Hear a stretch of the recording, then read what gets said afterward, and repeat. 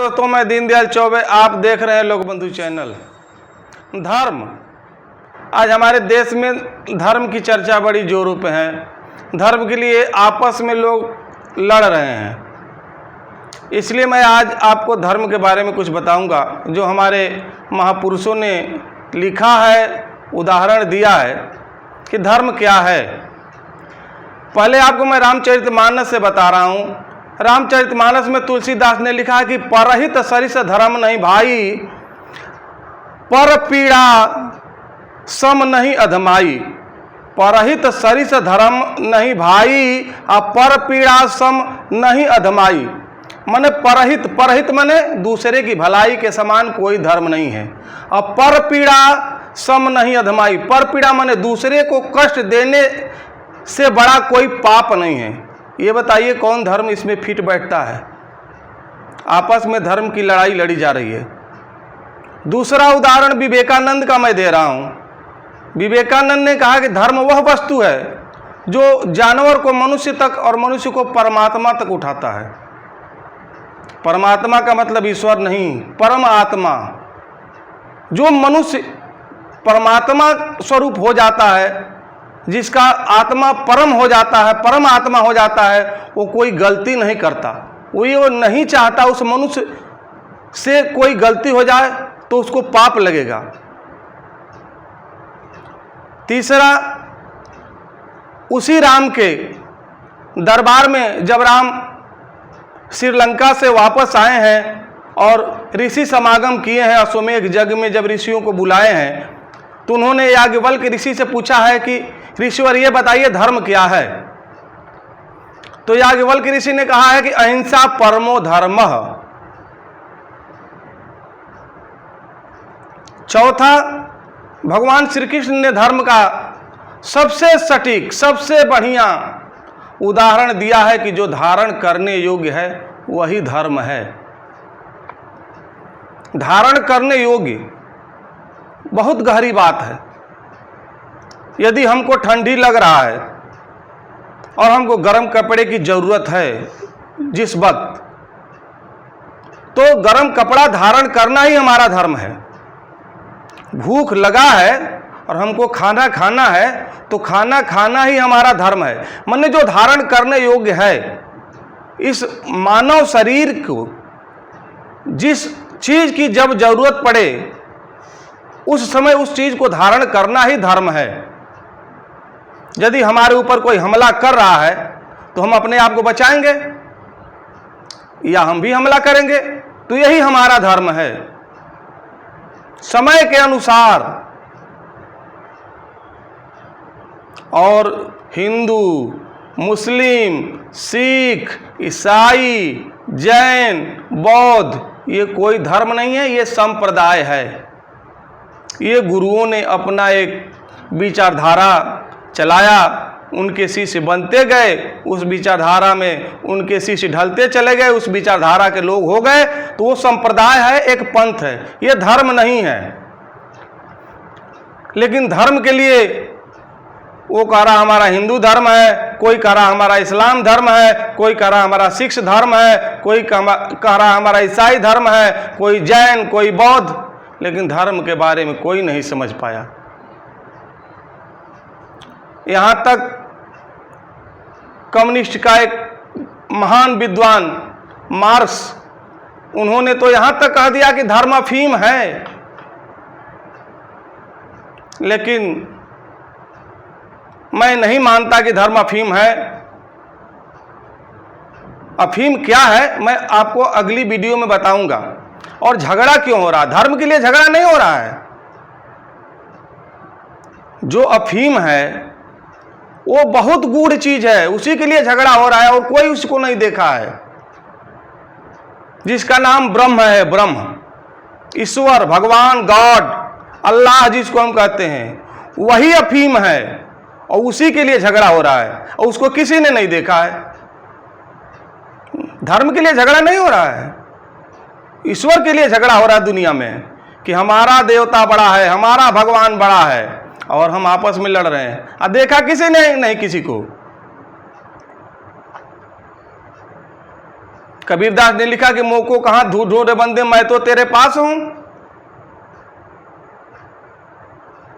लेकिन हम ढूंढ रहे हैं मंदिर मंदिर, मस्जिद मस्जिद, गुरुद्वारा, गिरजाघर, सब में हम ढूंढ रहे हैं कि यहीं पे ईश्वर है।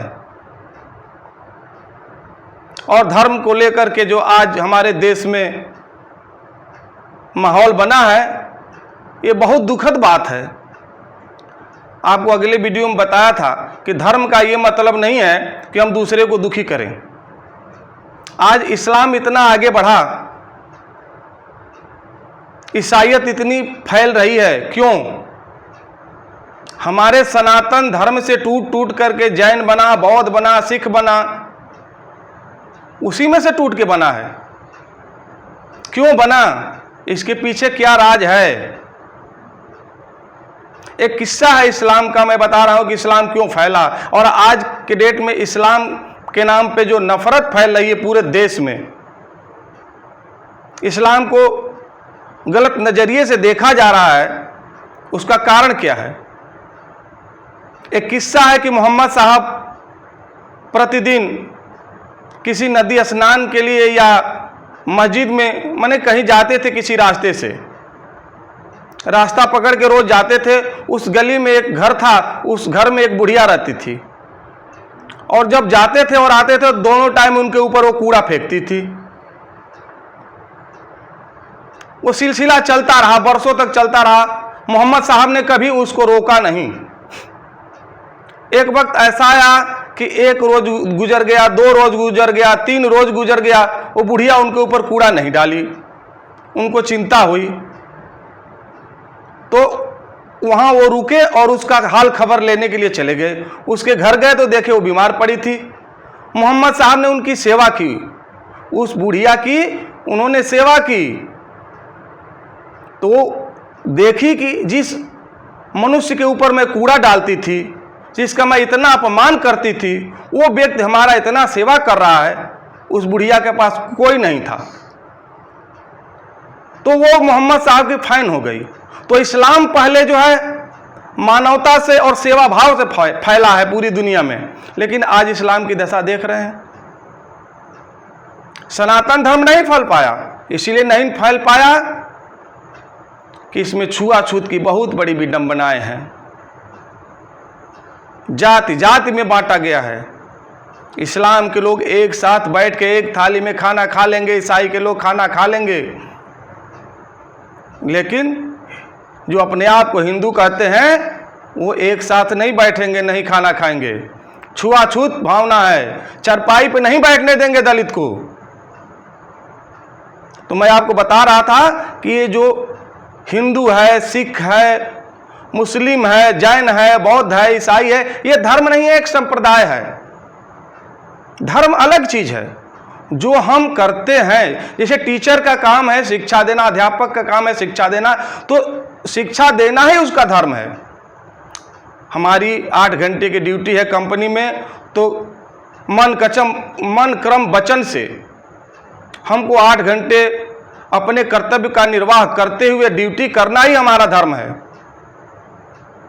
इसलिए श्री कृष्ण की बताई हुई चीज, श्री कृष्ण का बताया हुआ धर्म ही सबसे सर्वश्रेष्ठ धर्म है, कि जो धारण करने योग्य है वही धर्म है। इसलिए आप धर्म के नाम पे नफरत मत बोइए, आपस में मत लड़िए, और इसको समझिए, अध्ययन करिए। दुनिया में सारे ग्रंथ लिखे गए हैं मनुष्यों के लिए। वेद है, कुरान है, बाइबिल है, गीता है, गुरु ग्रंथ साहिब है। क्या उस धर्म ग्रंथ पे कोई चल रहा है? रोज पढ़ रहा है कोई, चल रहा है? चाहे दिन में 7 टाइम नमाज पढ़ो या 7 टाइम घंटी बजाओ, पूजा करो, कोई मतलब नहीं। जब उस बताए हुए रास्ते पर नहीं चलोगे तो उस किताब का कोई मतलब नहीं। जानवरों के लिए कोई किताब नहीं बनाया गया, पक्षियों के लिए कोई किताब नहीं, कोई धर्म ग्रंथ नहीं लिखा गया है, केवल मनुष्य के लिखा गया है। इतने कानून बने हैं, संविधान बना है, उसके बाद भी गलती हो रही है, तो क्या फायदा इससे? ये अपने आप पे लागू करना है कि परहित सरिस धर्म सम नाही। परहित सरिस धर्म समभाई, पर पीड़ा सम नहीं अधमाई। गोस्वामी जी ने लिखा है, इसको देखिए कि दूसरे के हित से बड़ा कोई धर्म नहीं है और दूसरे को पीड़ा पहुंचाने से बड़ा कोई पाप नहीं है, और जो धारण करने योग्य है वही धर्म है। इसलिए धर्म को समझिए, धर्म के बारे में मत लड़िए। अगले वीडियो में मैं आपको ईश्वर के बारे में बताऊंगा कि ईश्वर क्या है। इसलिए आप अपने बारे में सोचिए, अपने बच्चों के शिक्षा और रोजगार के बारे में सोचिए, और जो कर्म कर रहे हैं उसको मेहनत और लगन से करिए, यही आपका धर्म है। ये नहीं कि हमारा धर्म बड़ा है और उसके लिए हम दूसरे को कष्ट पहुंचाएं। जय हिंद, जय भारत, जय लोक।